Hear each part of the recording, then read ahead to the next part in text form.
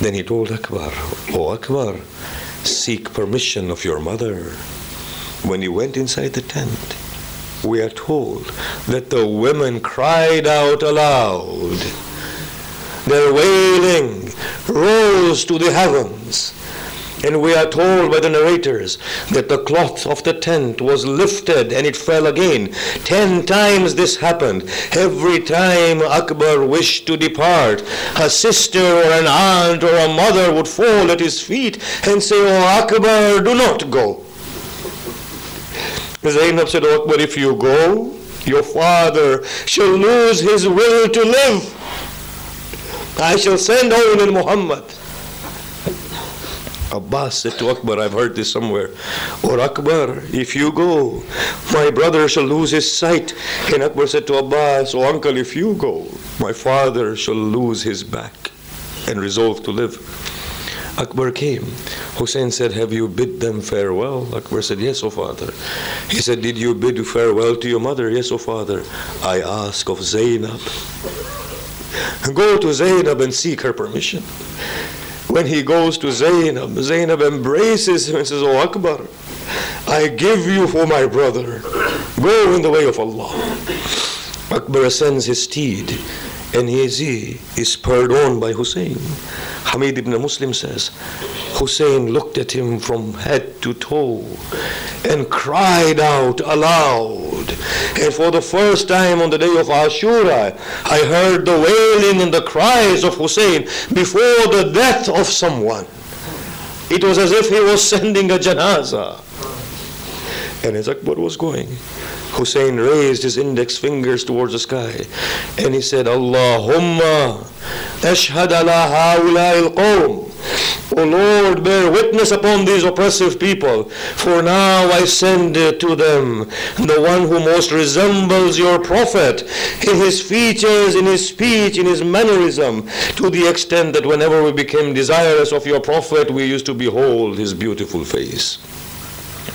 Akbar moved on. He heard something behind him. He paused. When he looked back, what did he see? He saw Hussein is running behind him, falling almost, with his hand upon his chest. He said, "Oh father, have you not permitted me to go?" He said, "Yes, Akbar, go." He said, "Then why do you follow me?" He said, "Oh Akbar, if you had a Akbar, you would not ask me this question." Akbar went, recited war poetry. No one emerged for single combat. They surrounded Akbar. Akbar said, "Oh people, how oppressive you are, that you have called my father to support you and lead you, and now you kill your guest. By God, if we had a drop of water, we would have finished you all." Akbar was fighting. Layla came running to Hussein. She said, "Oh master, I wish to behold my child."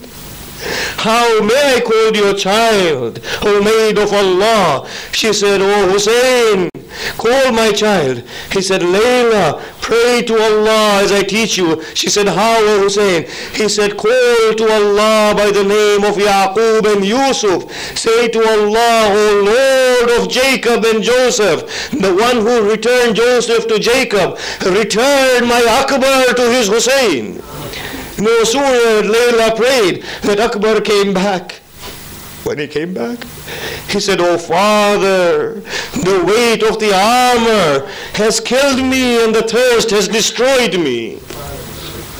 He said, "Oh father, do you have a drop of water by which I may quench my thirst and engage once again with your enemies?" A youthful son is asking his father for a drop of water. When? Before his death. Hussein looked at Akbar tearfully.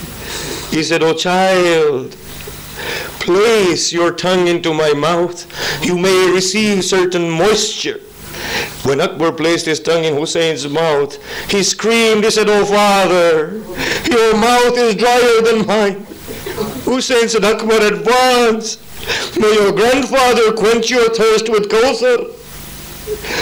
"Oh Akbar, take off your coat of mail, for it is too heavy for you at this point. Akbar took off his coat of mail. He once again engaged with the enemy after killing 80 of them. When they surrounded him, somebody struck Akbar from the back upon his head. When Akbar was struck upon his head, he lowered himself and placed his face upon the mane of the horse. And there was an enemy who said, "Indeed, I shall cause his father such pain that shall kill his father. What will you do? Before he descends to the ground, I shall implant a spear within his heart." They surrounded Akbar and they tore Akbar into pieces, and as he collapsed, he grabbed the neck of the horse with his arm so that he should not fall.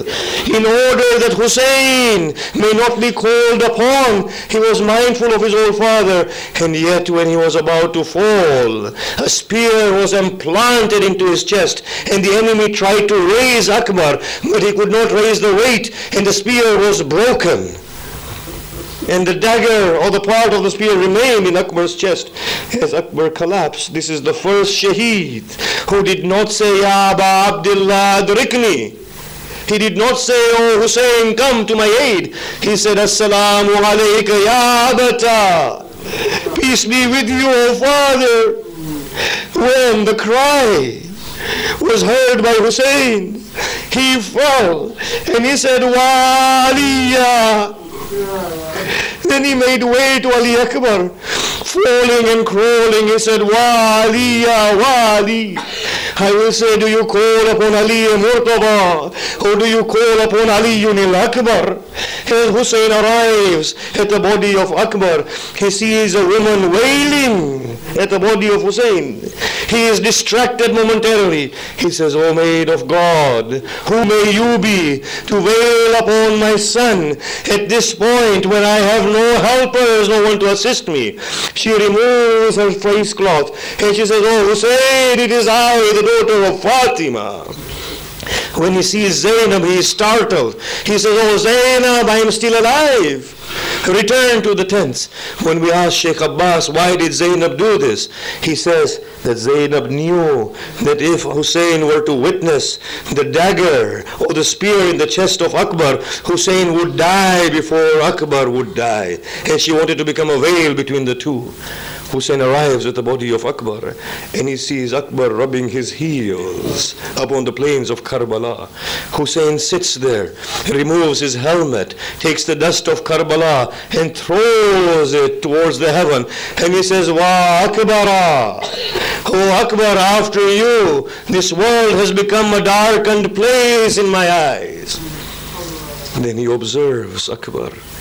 And he says, "O child, may Allah reward you on behalf of an old father that you have defended." He looks closely and he sees that Akbar has placed his hands upon his chest. He says, "O child, why are you concealing your chest?" He says, "I beseech you by Allah, O father, do not ask me to remove my hands. For the sake of Allah, O child, remove them."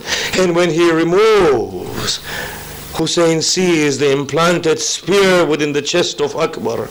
He extends his trembling hands and grabs hold of the spear and looks towards the heavens. And he states, "Oh grandfather Ibrahim, descend to the face of the earth. See how I offer my Ismail in the way of Allah.